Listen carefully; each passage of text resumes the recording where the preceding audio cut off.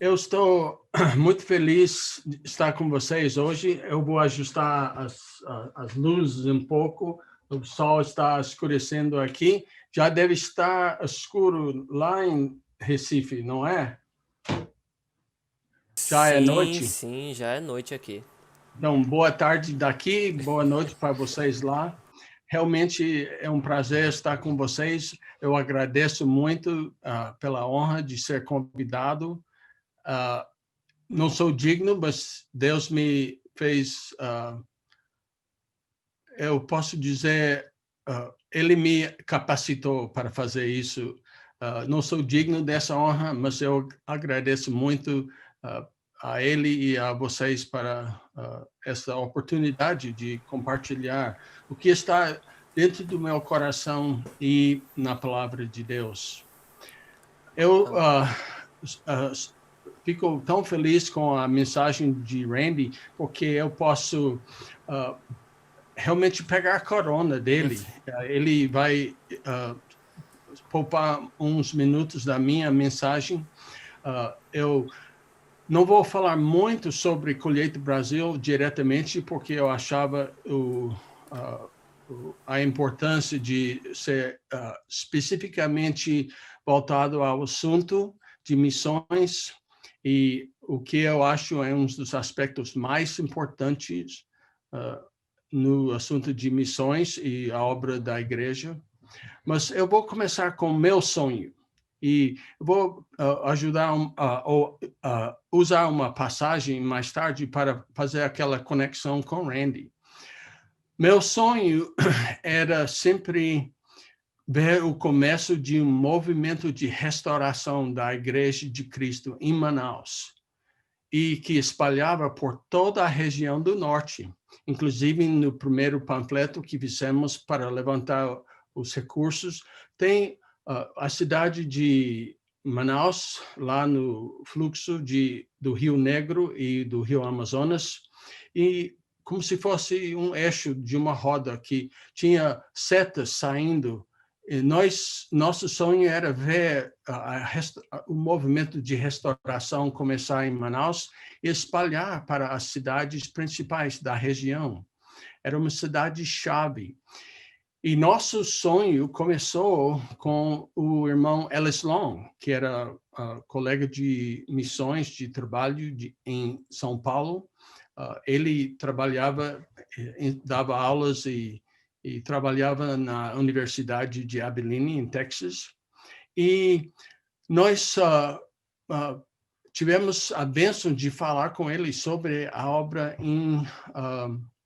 no Brasil, como era receptivo, como tinha oportunidades para o trabalho e como tinha pessoas interessadas a apoiar o trabalho e enviar obreiros. Não era só nossa ideia. Essa ideia, eu creio, veio por causa de Deus guiando esses homens que contaram seus sonhos para nós. Os sonhos deles era ver uma igreja de Cristo plantada em todas as capitais.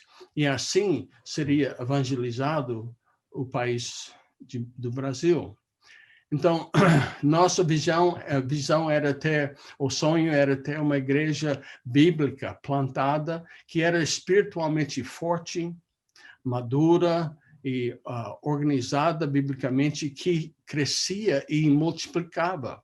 E nosso plano, nossa visão que tivemos foi de ver 5 congregações com 500 membros dentro de 10 anos, capaz de equipar e enviar seus obreiros, suas equipes para os outros campos, para plantar a igreja também. Também nós compartilhamos esse mesmo sonho de ver congregações plantadas em todas as capitais do Brasil antes de morrer. Foi nosso sonho. Então, eu posso dizer que nós acreditamos que era possível. Sem dúvida, deixa eu ver se eu consigo mexer com o slide. Desculpe. Deixa eu ver. Aqui, outro botão. Então, deixa eu voltar aqui, rápido. Eu acho que eu estava mostrando esse, e eu queria ver, voltar para fazer um pouco de explicação por que eu escolhi esse assunto de restauração do obreiro bíblico. Nós sabemos que hoje em dia, como naquela época, não é tão fácil fazer a obra de ser um obreiro bíblico. Todos nós, eu tenho certeza, concordamos e buscamos a restauração da igreja bíblica. Compreendemos bem o que é, buscamos e tratamos de restaurar e seguir o padrão bíblico nas coisas que são tão importantes, como o padrão bíblico de ensinar a doutrina bíblica. Concordamos, ninguém tem dúvida ou mau entendimento disso. E também concordamos em restaurar o padrão bíblico para o louvor bíblico. Concordamos, esse é um alvo de desejar e trabalhar e buscar em todos os sentidos. E também concordamos que é fundamental buscar o padrão bíblico para a descrição da igreja da Bíblia, a igreja de Cristo, e a organização da igreja bíblica, conforme o que está escrito no Novo Testamento. Mas será que falta alguma coisa ainda? A restauração já está completa em todos os sentidos? Será que precisamos voltar ao padrão porque relaxamos ou desviamos ou tiramos nossos olhos do alvo da restauração da igreja bíblica? E será que é possível que perdemos o foco em que era importante e o que funcionava na Bíblia e que não funcionava, posso dizer, hoje em dia? Nós podemos ver um princípio: se fazemos as coisas que eles fizeram no Novo Testamento, Deus vai operar em nossas vidas para dar os mesmos resultados. Então, é isso que nós queremos. Eu tenho certeza, eu posso contar muitas histórias como era no início da igreja em Manaus, e Randy também pode contar como foi. E nós lembramos como era antes, como era, nós éramos animados, nós tivemos muito crescimento no início. Nossa congregação em Manaus, no primeiro ano, tivemos 25 batismos no primeiro ano, mais de 50 no segundo ano, mais de 100 no terceiro ano, e estava crescendo assim exponencialmente, muito rápido, e nós estávamos batizando os novos convertidos, discipulando eles, e eles estavam saindo já evangelizando. Nós estávamos multiplicando discípulos. Lembram como era assim? E houve aquelas mudanças. O que nós fizemos, talvez, foi que tiramos nosso olho da bola, ficamos relaxados. Às vezes, o que fizemos não deu o mesmo resultado. Por que será? Quais foram as diferenças? Então, eu acho que tem a ver com o padrão bíblico do obreiro. Nós achamos que é importante ter orações bíblicas e os valores bíblicos que a Bíblia fala que afetam nossas finanças, mas também é importante nos direcionar ao assunto de obreiros bíblicos. Não é que não existem, mas talvez não são como eles eram no início. E com esse pensamento, eu tentei compartilhar com vocês a ideia de nossos sonhos do início era exatamente o que Randy falou. Nós ouvimos os sonhos de nossos mentores e começamos a ter visão, como seria possível ter a visão como aqueles espiões que entravam na Terra Prometida. E assim, com a confiança no poder de Deus. Eu vou falar mais sobre isso, mas Randy citou Efésios capítulo 3, versículo 20 a 21, uns dos mesmos versículos que eu tenho. Essa confiança é essencial. Enquanto Randy estava falando, eu fiquei encorajado a mostrar esta passagem em Atos 2, para ver a conexão entre sonhos e visões e o crescimento. Eu posso começar no final desta passagem, Atos 2, 21. Todo que aquele que invocar o nome do Senhor será salvo. Todos nós podemos concordar que esse é nosso alvo, não é? Quem não gostaria que todos os dias muitas pessoas fossem invocando o nome do Senhor, sendo batizados e sendo salvos?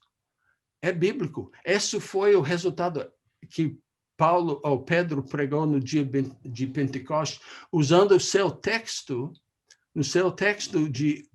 inspirado pelo Espírito Santo, em Joel capítulo 2, versículo 28 a 32.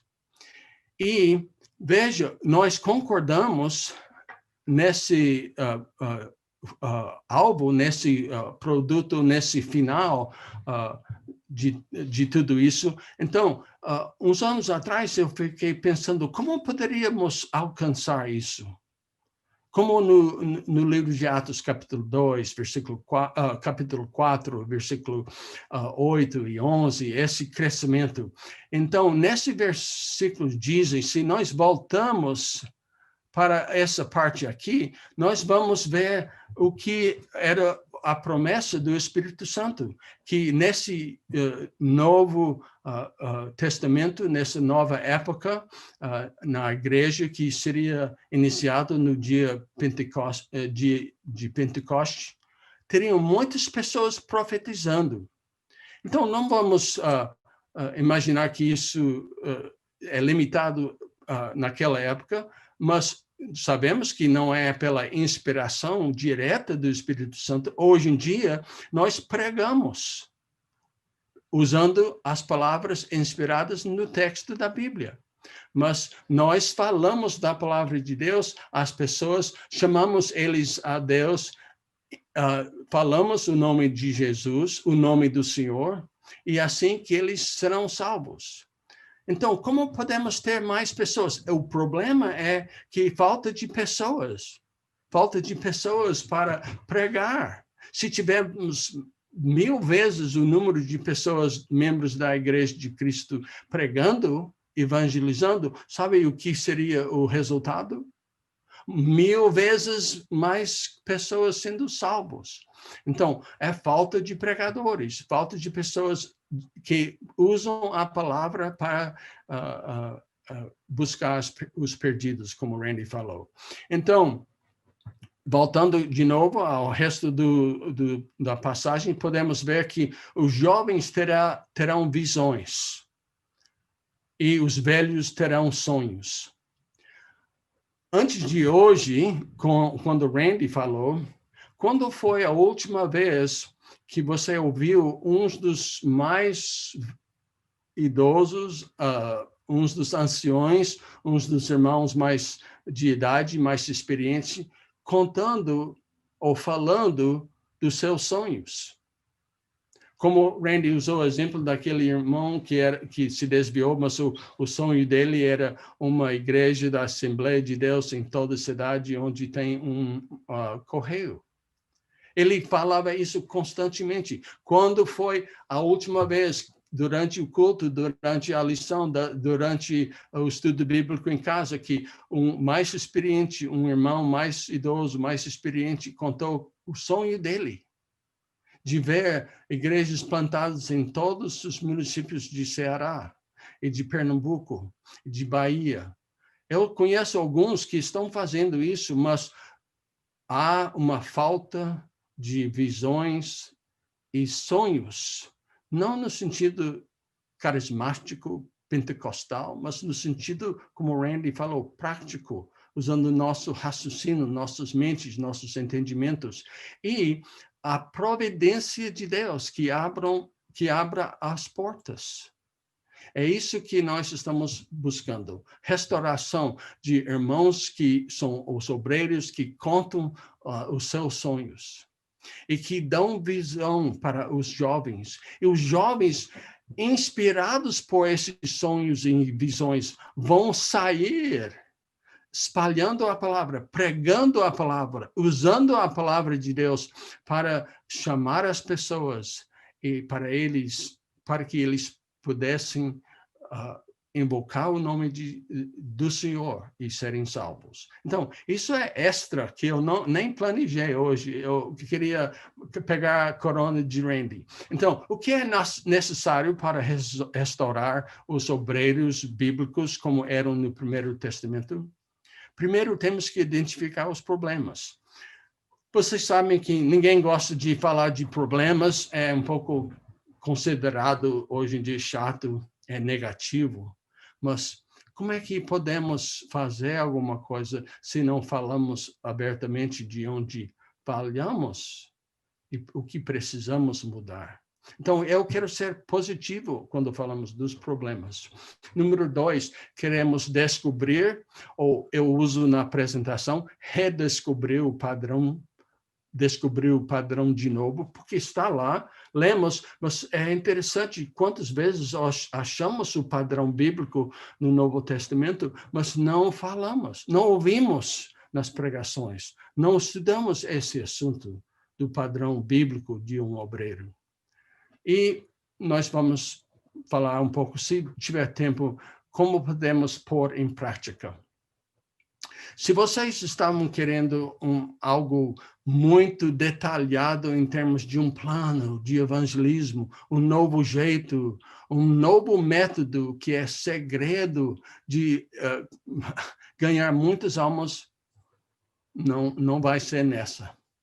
Então, tem às vezes, coisas importantes que podemos usar, podemos praticar, podemos fazer, mas eu acho que o mais importante, sempre podemos achar uma maneira efetiva dentro do tempo e da cultura onde estamos, mas o mais importante é a parte espiritual do assunto. Então, eu quero ler uns versículos para vocês. Eu mudei meu estilo de pregação nos últimos anos. Parece que quanto mais tempo que eu estou pregando, eu estou tentando falar menos. Eu estou tentando ler a palavra mais e deixar os ouvintes ouvirem a palavra, porque o poder não está em mim, não é minha sabedoria, o meu jeito de falar, mas é o poder da palavra de Deus. Então, enquanto vocês estão notando em suas casas essas passagens para seus estudos mais tarde, eu vou lendo esses versículos.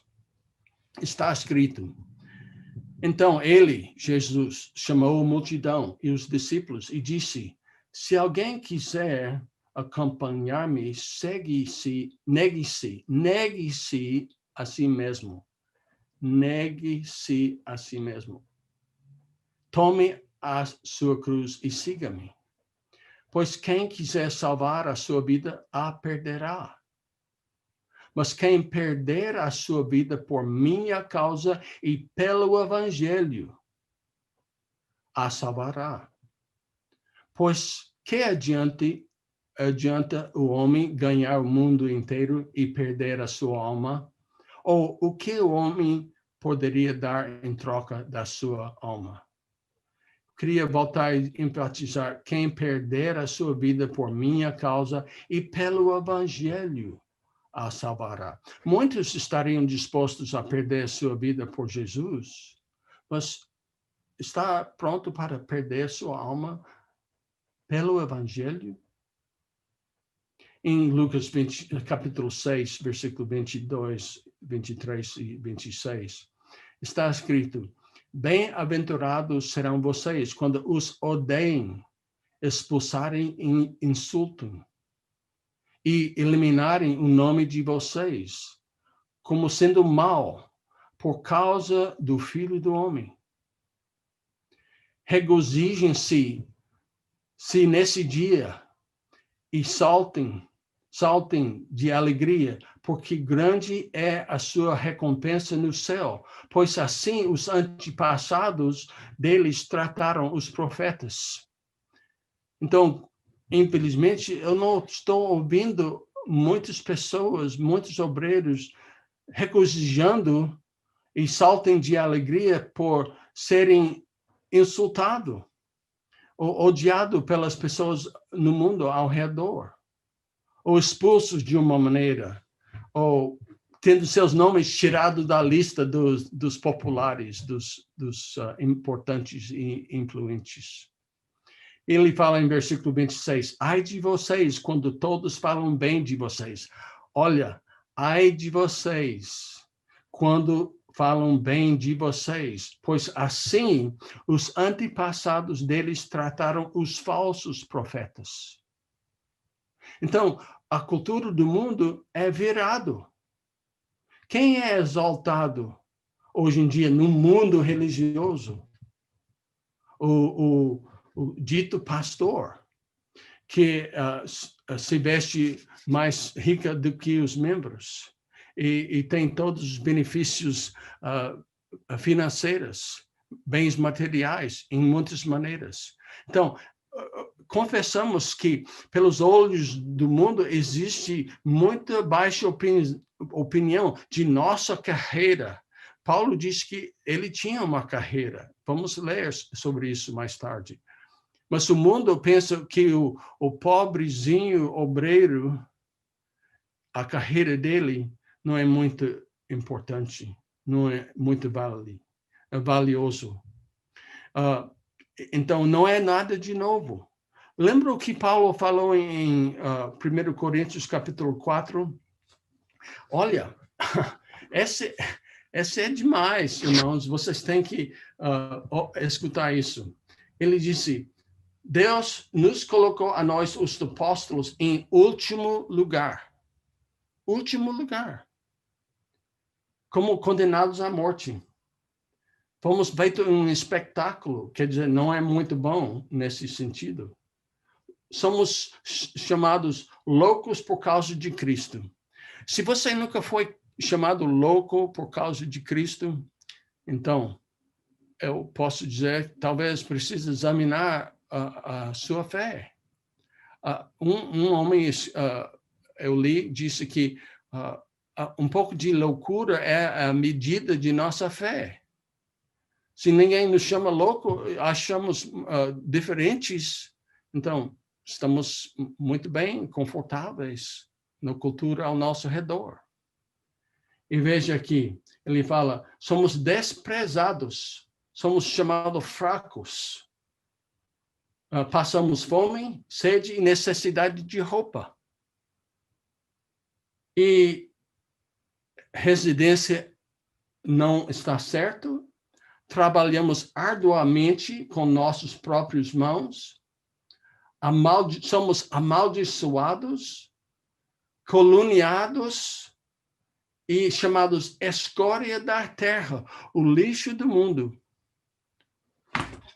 Se eu escrevesse um anúncio dizendo, chamando obreiros para trabalhar na Colheita Brasil, com esta descrição que Paulo falou, quantas pessoas vocês acham iriam aplicar para este trabalho?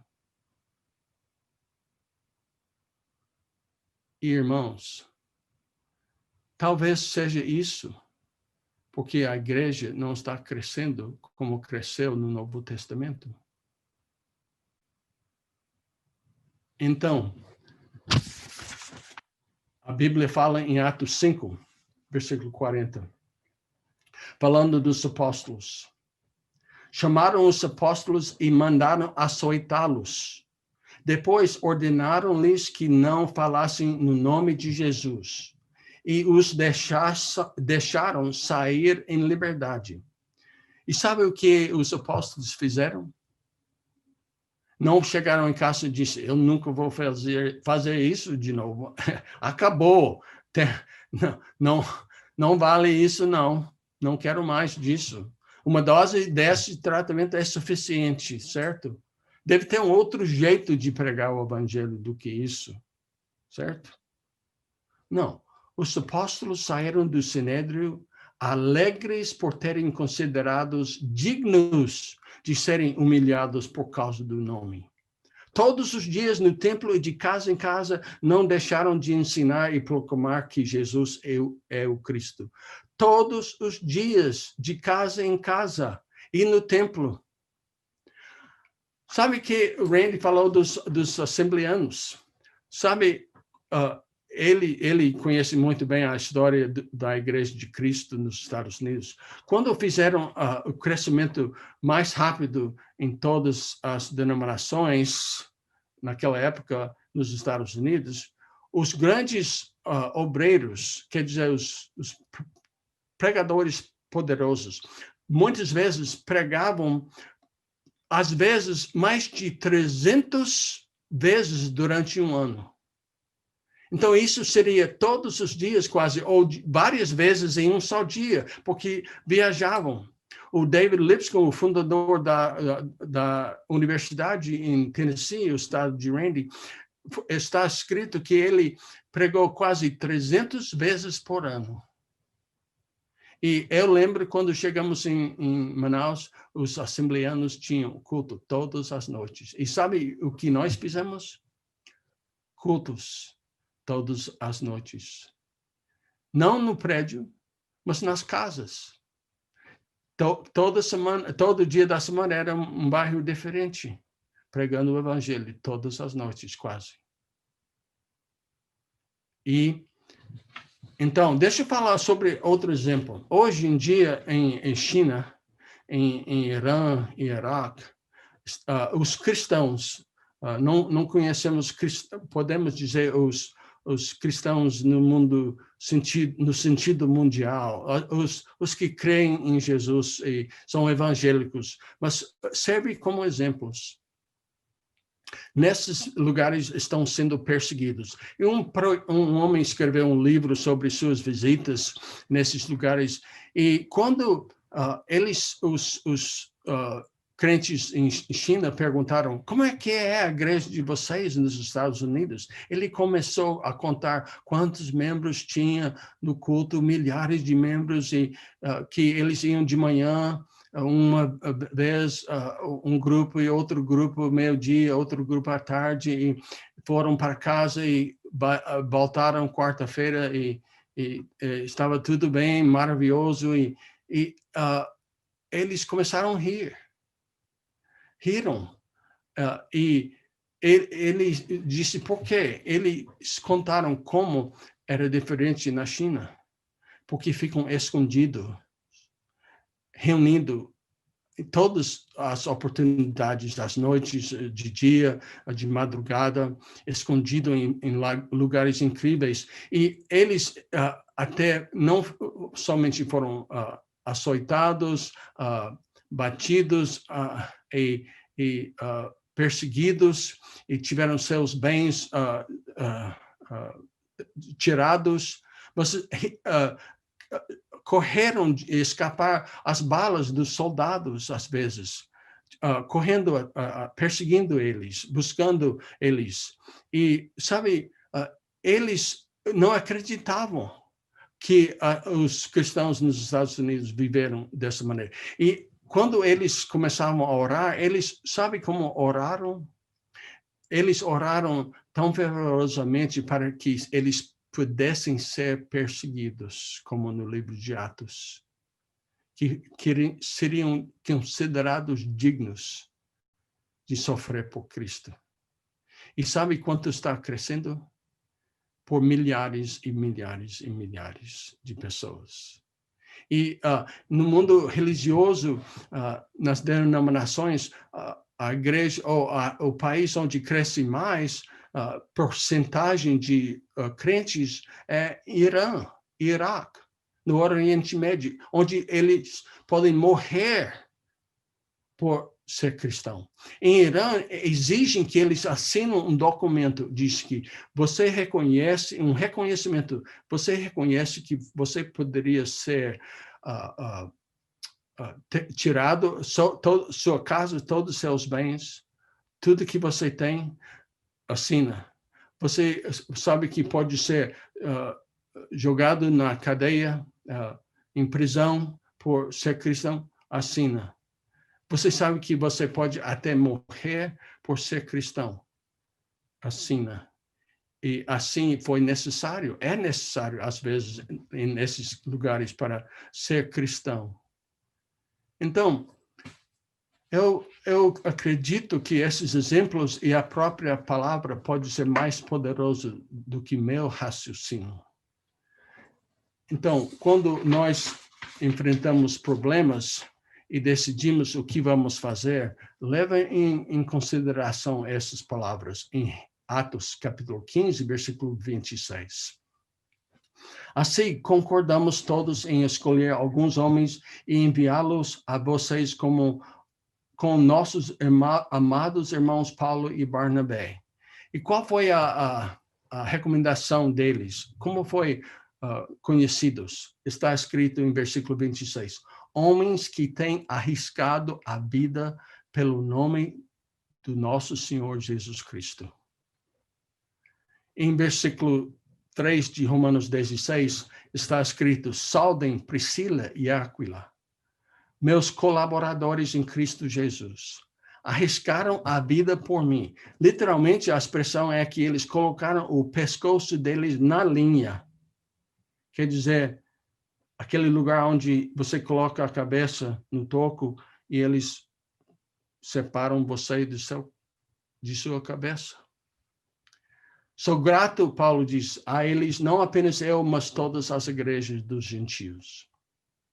E em Atos capítulo 22, capítulo 20, versículos 22 a 24, Paulo escreve, agora compelido pelo Espírito estou indo para Jerusalém, sem saber o que me acontecerá ali. Nós entendemos os riscos. Só sei que em todas as cidades o Espírito Santo me avisa que prisões e sofrimento me esperam. Todavia não me importa, nem considero a minha vida de valor algum. Para mim mesmo, se tão somente puder terminar a corrida e completar o ministério que o Senhor Jesus me confiou, de testemunhar do Evangelho da graça de Deus. Eu acho que este compromisso de Paulo deve servir como exemplo para o obreiro bíblico. O compromisso que nós temos que fazer. Ele também falou para Timóteo, suporte comigo os meus sofrimentos como bom soldado de Cristo. Nenhum soldado se deixa envolver pelos negócios da vida civil, já que deseja agradar aquele que o alistou. De fato, versículo 12 de capítulo 3, todos os que desejam viver piedosamente em Cristo Jesus serão perseguidos. Essa é a promessa, como Jesus falou, que terão perseguições pelo Evangelho. 2 Coríntios capítulo 4, versículo 7 a 12. Mas temos esse tesouro em vasos de barro. O poder não é de nós. Para mostrar que este poder que a tudo excede provém de Deus e não de nós. De todos os lados, somos pressionados, mas não desanimados. Ficamos perplexos, mas não desesperados. Somos perseguidos, mas não abandonados. Abatidos, mas não destruídos. Trazemos sempre em nosso corpo o morrer de Jesus para que a vida de Jesus também seja revelado em nosso corpo. pois não que estamos vivos, pois nós que estamos vivos somos sempre entregues à morte por amor a Jesus, para que a sua vida também se manifeste em nosso corpo mortal, de modo que nos atua a morte, mas em vocês a vida. Em Efésios 3, 20 a 21, Randy falou já. Em Filipenses 1, 29, pois a vocês foi dado o privilégio não apenas crer em Cristo, mas também de sofrer por ele, já que estão passando pelo mesmo combate que me viram enfrentar e agora ouvem que ainda enfrento. E finalmente, 1 Pedro 2, 19 a 21. Porque é louvável que, por motivo da sua consciência para com Deus, alguém suporte aflições sofrendo injustamente. Pois que vantagem há em suportar açoites recebidos por terem cometido mal? Mas se vocês suportam o sofrimento por terem feito o bem, isso é louvável diante de Deus. Para isso foram chamados, pois também Cristo sofreu em lugar de vocês, deixando-lhes exemplos para que sigam seus passos. Então, eu espero que hoje seja um dia que muda o trajetório da sua vida. Eu espero que hoje seja o dia que você faz uma decisão. Olha, estes versículos podem ser aplicados a todos os cristãos. Todos fomos chamados para ser discípulos, seguidores de Jesus, imitar a ele. E muitas vezes nós falamos, eu fui chamado para ser obreiro, para ser missionário, para ser isso, ser aquilo, para ser dirigente dos cultos, professor da escola dominical, essas coisas, todas são importantes e válidos. Mas quando foi a última vez que você disse, graças a Deus, eu fui chamado para sofrer com Cristo? Eu quero isso. E são exemplos, são características de obreiros. E você sabe que tem um problema de aplicar isso aos cristãos por um motivo. Aos cristãos, aos membros, os irmãos em geral. Muitas vezes, eles veem os obreiros como aquele que entra no prédio com a Bíblia, com seu estudo, apresenta aula e vai embora. Isso é professor. Professor como o padrão que podemos ver em qualquer lugar. O problema que os discípulos têm, os membros têm, é que eles não estão vendo um padrão, um exemplo para imitar. Quando eles veem os obreiros imitando Paulo e Pedro e Tiago, João, os apóstolos, Estevão e Jesus, nosso Senhor. Quando eles veem os obreiros seguindo esses exemplos, sabe o que eles vão fazer? A mesma coisa. Vão seguir o exemplo. Vão seguir o padrão do obreiro bíblico. Então, eu tinha muitas coisas para falar. Eu não vou ler estas passagens. Vocês podem notar rapidinho. Mas já falamos que há uma falta de pregadores. Romanos 10 diz que como podem invocar o nome do Senhor, repetindo a mesma passagem em Joel, mesma passagem em Atos, como podem invocar o nome do Senhor se não tem alguém que pregue? Eles não podem pregar se não obedecer, se nunca ouviram. E fala também sobre obediência. Randy tocou nesse assunto em Mateus 28. É uma questão de obediência. Sabe o que nós temos feito? Temos trocado uma parte desta passagem. Jesus fala que fazei discípulos. ensinando-os a seguir ou obedecer todas as coisas que eu vos ensinei. Nós fizemos o ensinar o tudo de nosso ministério.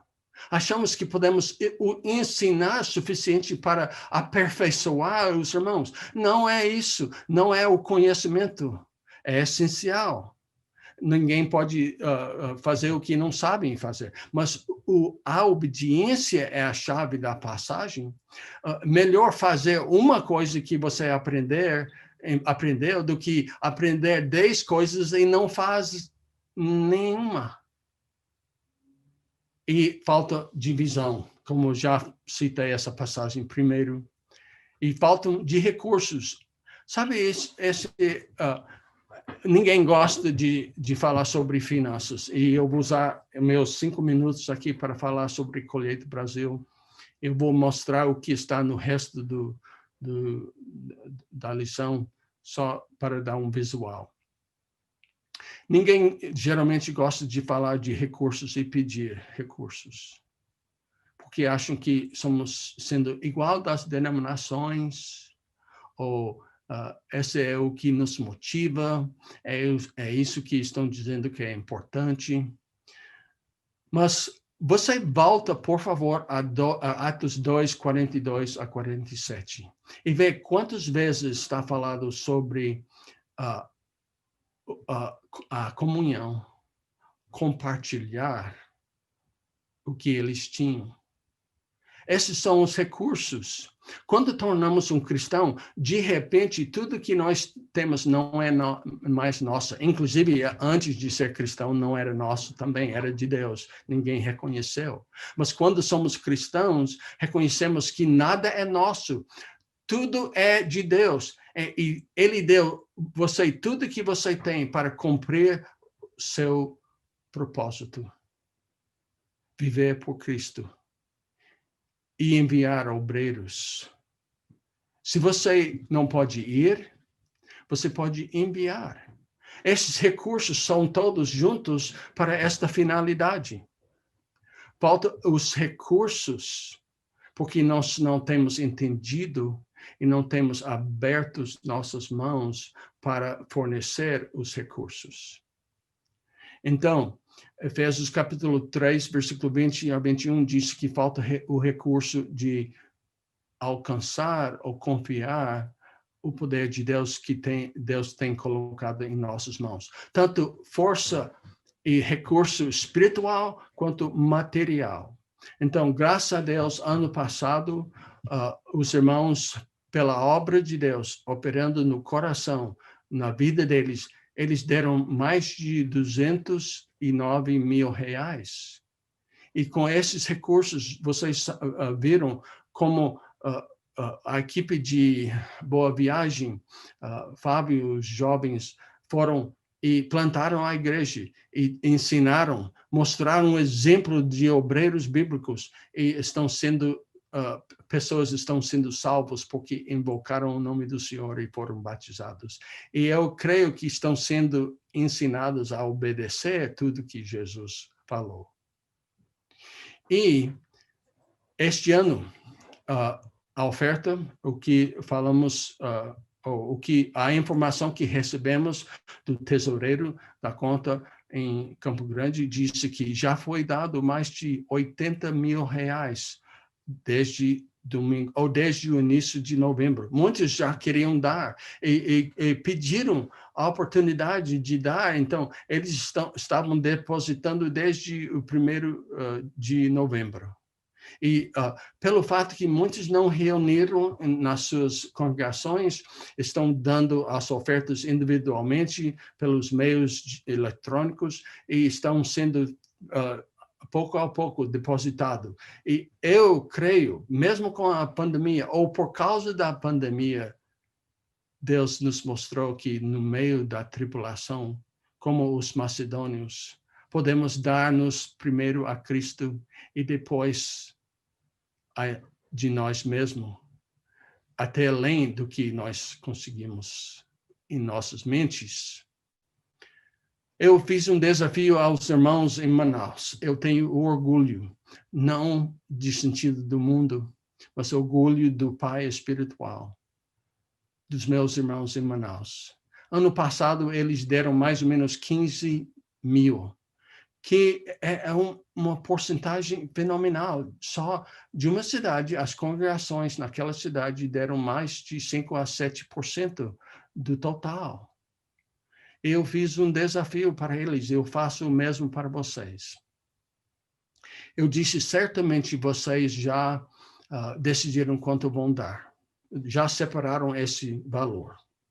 E eu quero que vocês pensem, como seria se vocês dobrassem esse valor? Eu não fui a pessoa quem originou essa ideia, que pensou essa ideia. Eu copiei de um outro irmão que me fez a primeira vez esta pergunta. Eu lembro muito bem quando nós estávamos na escola e fez esta pergunta a nós. Estavam pedindo recursos para mandar outros missionários.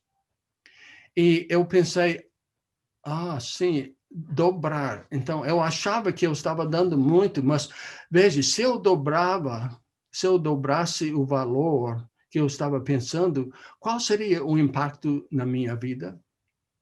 Com certeza eu não vou passar fome, eu não vou ficar sem roupa, eu não vou ficar sem onde morar, eu vou ter que sacrificar alguma coisa que eu gosto, mas um outro irmão disse, se não for sacrifício, será que é oferta? Ou é só o que sobra? Então, os irmãos em Manaus já passaram o dobro o que fizeram ano passado. Mais de 28 mil. Estão chegando a 30 mil reais na cidade de Manaus, na igreja em Manaus. E eu vou citar o que um irmão falou. Sabe, Daniel, eu decidi dobrar ou fazer essa oferta, porque eu não posso ficar fora desta alegria. Desta alegria de entender que esse dinheiro, essa coisa material que eu tenho na minha mão, na minha conta, vai ser usado, vai ser investido e tornado em recurso espiritual para usar para pregar o evangelho, e muitas pessoas podem ser salvas. Não somente por esta geração que vive em Brasil agora, mas alguém que vai ser convertido, vai ser um obreiro, vai ser filho de um obreiro, neto de um obreiro, e milhares de pessoas podem ser alcançadas por este investimento, que fez que o evangelho chegou lá aos confins do Brasil, em Macapá, Rio Branco. Então, irmãos, eu quero pedir que vocês pensem também, se vocês já fez sua oferta, muito bem, graças a Deus. Se vai ter um impacto que vai ser oneroso ou impossível para você, nem se preocupe, mas pense em fazer outra oferta. Pense e faz um compromisso de dobrar o que você pensava em dar. Eu quero só dizer que meu tempo esgotou, eu não vou passar. Nós temos que ter obreiros que seguem o exemplo, abraçam o sofrimento, arriscam suas vidas, contam, cuidam, guiam, protegem o rebanho. Temos que ter obreiros que se preocupam com toda a igreja, não somente os mais bonitos, os mais privilegiados, mas os pobres e necessitados dentro da sua congregação, que não causam divisões e destruem a igreja, que se tornam tudo para todos, para de alguma forma salvar alguns. Eu já conheci obreiros que pensavam que eu não vou fazer isso porque não é meu papel. Não é meu jeito. E que eu não falo com essas pessoas, eu não faço essas coisas. Precisamos obreiros que trabalham, servem, se sacrificam para autenticar seus ministérios. Irmãos obreiros que já estão, eu peço que voltem e leiam 2 Coríntios e ver como você pode autenticar seu ministério. Que os irmãos nas suas congregações vão ouvir vocês, vão respeitar vocês, vão seguir o que vocês pedem através da sua autenticação no seu servir dos irmãos. Causam alvoroços por todo mundo. Parece louco, mas sabe alguma coisa? Nós ficamos quietos hoje em dia. No primeiro século, quando chegavam os obreiros nas cidades, eles causavam alvoroços. E hoje em dia, quando o obreiro chega em nossas igrejas, nós damos cafezinho e um lanche. Ele não nos perturbe. Os irmãos não estão pensando em perturbar os irmãos, nem os vizinhos. Número 10, ficam profundamente indignados ao verem cidade cheia de ídolos. Esses 2 pontos vêm diretamente de Atos 17. O resultado do ministério do Paulo. Olha, eu fico cansado de ver igrejas com obreiros que estão copiando de tal maneira os costumes, a cultura do mundo, que eles nem se preocupem com as coisas ao seu redor. Que não fiquem irritados, incomodados, e não dizem nada. Número 11, não se admirem se o mundo os odeia. Não dão, obreiros que dão suas vidas por seus irmãos. E uma outra oportunidade, quando o Randy me deixa voltar e dar esse estudo para as classes em Ebenezer, eu vou mostrar o que devemos praticar. Claro, ensinamos a palavra, praticamos comunhão. Eu lembro que esse foi um ponto principal em nosso plano de Manaus. Praticamos comunhão e o culto que edificava. E orar, não as orações do coraçãozinho, florezinho, espero que tudo fique bem, e o sol e a chuva caem em você bonito todos os dias e essas coisas. Mas orações que Paulo e Pedro falaram, anunciaram as boas novas com um plano que funciona, confia no poder de Deus e abraça um sofrimento por Cristo. Obrigado, irmãos. Foi um prazer de falar com vocês. Eu sei que eu ofendi alguém, mas ninguém me interrompeu para fazer pergunta. Então, eu consegui terminar.